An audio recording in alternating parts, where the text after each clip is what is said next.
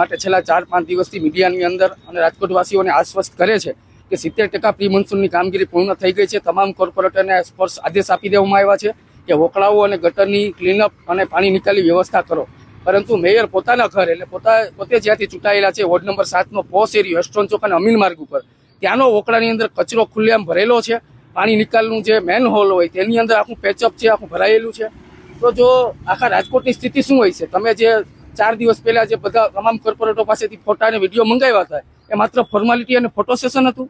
રાજકોટવાસીઓ સૌએ વિચાર કરવો જોઈએ કે જો મેયરના પોતાના વોર્ડની અંદર પોશ એરિયાની અંદર આ સ્થિતિ હોય તો આખા રાજકોટમાં શું હોય?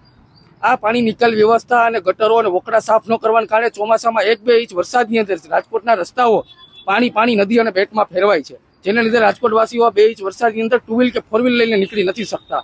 આ છેલ્લા ઘણા વર્ષોની સમસ્યા છે। મહાનગરપાલિકાના મેયર અને પદાધિકારીઓની જવાબદારી બને કે ખરેખર વાસ્તવમાં ગ્રાઉન્ડ ઉપર ઉતરે। માત્ર રીલ્સો અને ફોટો સેશનથી લોકોને તમારી પાસે અપેક્ષા નથી। અવડો મોટો તમને જનાદેશ આપ્યો છે તો વાસ્તવમાં રાજકોટવાસીઓની દરેક સમસ્યા અને દરેક પ્રશ્ને તમારે એનું વાસ્તવની અંદર પરિણામદાયક કામ કરવું જોઈએ।